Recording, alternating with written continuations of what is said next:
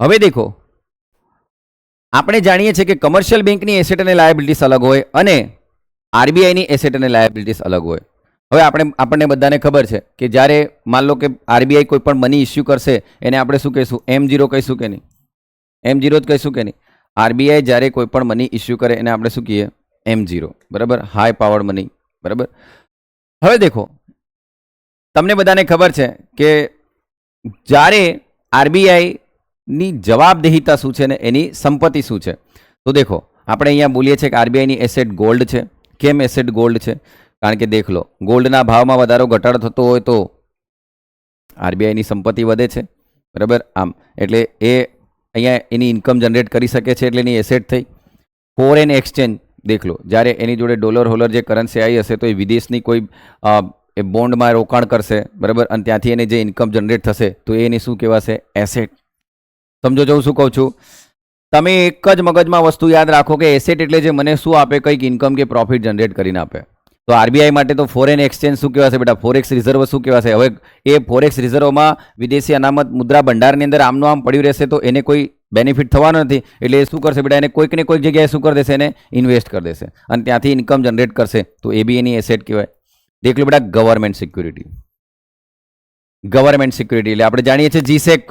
બરાબર, સરકારી જામીનગીરી કે સરકારી ઋણપત્રો.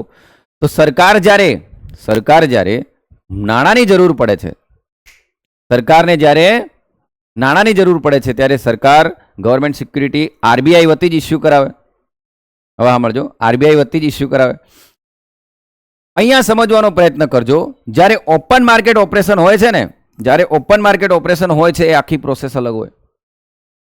ઓપન માર્કેટ ઓપરેશનની અંદર આરબીઆઈ શું કરે છે? સરકાર વતી ગવર્મેન્ટ સિક્યુરિટી વેચે છે અને ખરીદે છે. પણ એને એ કોઈ પણ દિવસ એ ગવર્મેન્ટ સિક્યુરિટીને એની એસેટની અંદર નહીં મૂકશે. એની એસેટની અંદર નહીં મૂકશે. સાહેબ કેમ આવું? હા, આવું જ. ઓપન માર્કેટ ઓપરેશન એક પ્રોસેસ છે જેના દ્વારા એ લિક્વિડિટીને સક કરે કાં તો લિક્વિડિટી ઇન્જેક્ટ કરે. બરાબર, કાં તો તરલતાને શોષી લે કાં તો તરલતામાં ઉમેરો કરે. આના માટે એક ઓપન માર્કેટ ઓપરેશન કરતું હોય એ દરમિયાન જે ગવર્મેન્ટ સિક્યુરિટી એ લે અને વેચ કરે છે એ આની અંદર મુકતી નથી. તો સાહેબ અહીંયા ગવર્મેન્ટ સિક્યુરિટી કઈ? જ્યારે બેટા સરકારે ગવર્મેન્ટ સિક્યુરિટી આરબીઆઈને આપીને નવી મની જનરેટ કરાવી. હલો, શું બોલે બેટા? હું નવી મની જનરેટ કરાવી, એનો મતલબ મોનેટાઇઝિંગ ડેફિસિટ. મોનેટાઇઝિંગ ડેફિસિટ. નવી મની જ્યારે જનરેટ કરીને આપે છે ત્યારે એ રૂપિયો જે નવો છાપે છે M0, એ ઘડી જે ગવર્મેન્ટ સિક્યુરિટી લે છે એ એની એસેટ. કારણ કે એ ઘડી એ કોની જોડેથી વ્યાજ એ કરશે બેટા? ગવર્મેન્ટ જોડે. વિચાર કરો, આરબીઆઈ 100% શેર હોલ્ડિંગ કોનું? ગવર્મેન્ટનું. પણ એ જેમ તેમ પૈસો છાપીને નહીં આપશે. એની એસેટ આ બાજુ રાખશે જ ગવર્મેન્ટ સિક્યુરિટી. જેટલી આ બાજુ એસેટ હશે ને એટલી જ આ બાજુ એની શું હશે? લાયબિલિટીઝ. સમજજો. હવે અહીં ધ્યાન રાખજો બેટા. તો અને લોન ટુ કમર્શિયલ બેંક, એનો મતલબ જો વાણિજ્યિક બેંકોને શું આપશે બેટા? બોલો, લોન. જ્યારે વાણિજ્યિક બેંકોને લોન આપશે તો એને શું મળવાનું બેટા? બોલો. હા, હવે અહીંયા એમ નહીં કીધા સાહેબ રેપો રેટ, રિવર્સ રેપો. અરે બેટા, એ તો ઓવરનાઇટ હતું, એક દિવસ માટે, 14 દિવસ માટે, શોર્ટ ટાઈમ માટે હતું કે નહીં? પણ વાણિજ્યિક બેંકોને લોન જોઈતી હશે બેટા. બરાબર, એ દરમિયાન લોન આપતી હશે તો એનાથી એને જે બી કંઈ મળતું હશે શું હશે બેટા? એને ઇન્કમ જનરેટ થઈ તો એની એસેટ થઈ કે નહીં? ફરી એકવાર બોલું બેટા, ધ્યાનથી સાંભળવાનો પ્રયત્ન કરજો હો. કે સાહેબ મને એટલી ખબર પડી કે આરબીઆઈની એસેટ એટલે શું? તો પહેલા તો ગોલ્ડ એની એસેટ કહેવાય. બીજી વસ્તુ કે ફોરેન એક્સચેન્જ એટલે ફોરેન કરન્સી જે બી છે. બરાબર, અને એ ફોરેન ની અંદર એ કરન્સીનું ઇન્વેસ્ટમેન્ટ કરીને ત્યાંથી જે ઇન્કમ જનરેટ કરે એને આપણે શું કહેશું? એની એસેટ કહેશું. પછી ગવર્મેન્ટ સિક્યુરિટી, પણ આ કઈ ગવર્મેન્ટ સિક્યુરિટી? જ્યારે M0 છપાય તો જ, નવી કરન્સી ઇસ્યુ કરે તો જ. બરાબર, આમ. અને પછી કયું છે? Loan to commercial bank. બરાબર, હવે અહીં દેખજો બેટા, માર્કેટ સ્ટેબિલાઇઝેશન સ્કીમની અંદર અને ઓપન માર્કેટ ઓપરેશન મેં તમને કમ્પ્લીટ સમજાયું છે. ઓપન માર્કેટ ઓપરેશન ABL એક અલગ વસ્તુ છે, માર્કેટ સ્ટેબિલાઇઝેશન સ્કીમ એ પણ અલગ વસ્તુ છે.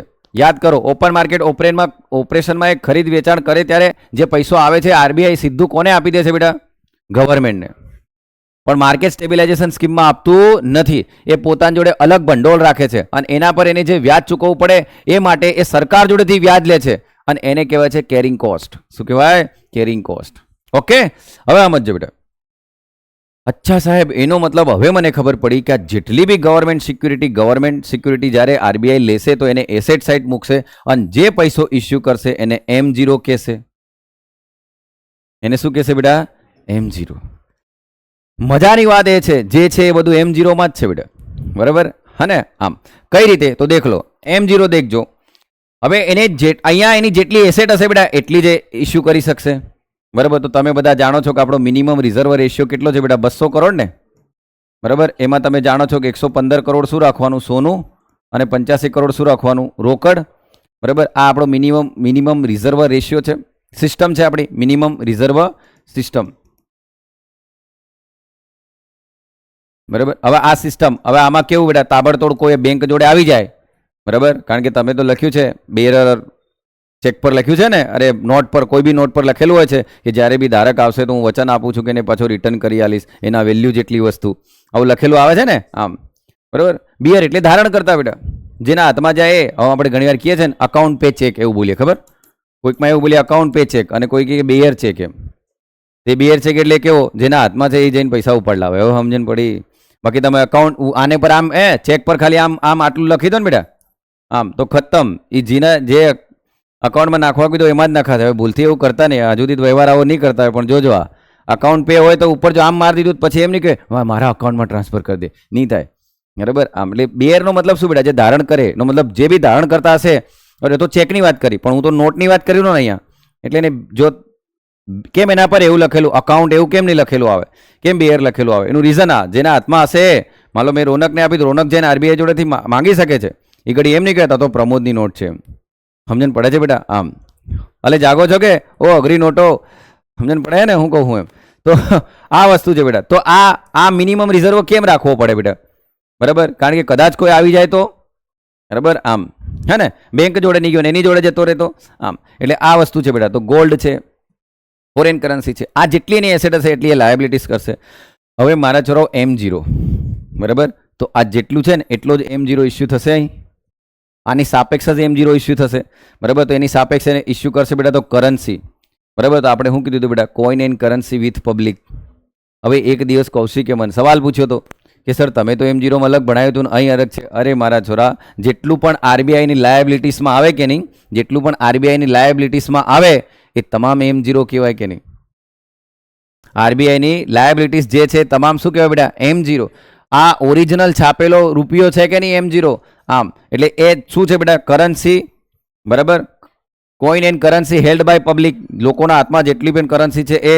પછી vault cash held by commercial bank, એનો મતલબ કમર્શિયલ બેંક પોતાના વોલેટમાં શું રાખ્યું હશે બેટા? મુલકો એને SLR નહીં રાખ્યું હશે બેટા, બોલો, બરાબર? પછી deposit commercial bank with RBI, તો આ CRR નહીં હે બેટા? મને એમ કહો, બરાબર? તો એ વાંચતી ઘડી એને મને સવાલ પૂછ્યો કે સાહેબ આ મને ખબર નહીં પડી. તો ક્યાંથી? એટલે તો કીધું તું મેં, બોલ્યો તો કે એસેટની સામે શું હોય બેટા? લાયબિલિટીઝ. જેટલી એસેટ હશે એટલું જ છાપશે. અહીંની government security open market operation અને માર્કેટ સ્ટેબિલાઇઝેશન સ્કીમથી અલગ છે કે નહીં? એ તો એક પ્રોસેસ છે જે માર્કેટમાં તરલતા વધારવાની ને ઘટાડવા માટેની. ઓકે, તો દેખ લો. તો ડિપોઝિટ વિથ એટલે SLR CRR1, અને પછી શું કીધું? Treasury bill. હવે આ દેખજો બેટા, ટ્રેઝરી બિલ શોર્ટ ટર્મ માટે હોય કે નહીં? અને યાદ કરો, ટ્રેઝરી બિલ એ નાણાં બિલ છે કે નહીં બેટા? બજેટમાં હવે ભણાયું છે, હું એ ડિબેટમાં નહીં જાઉં, બરાબર? આમ એટલે આગલા વિડીયો જોવાના.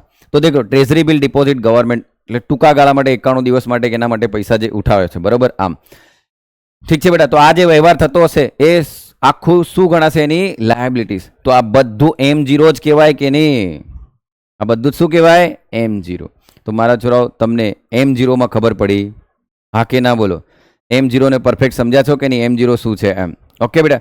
હવે દેખો, M0 પછી આપણો જે નવો પોઈન્ટ જે છે ને એ પોઈન્ટને આપણે સમજવા જઈ રહ્યા છે, જેનું નામ છે શાખ સર્જન અથવા એને કહેવાય મની મલ્ટીપ્લાયર, બરાબર? શું કહેવાય છે? Money multiplier. ઓકે, તો મની મલ્ટીપ્લાયરને આપણે નેક્સ્ટ વિડીયોમાં સમજીશું, બરાબર?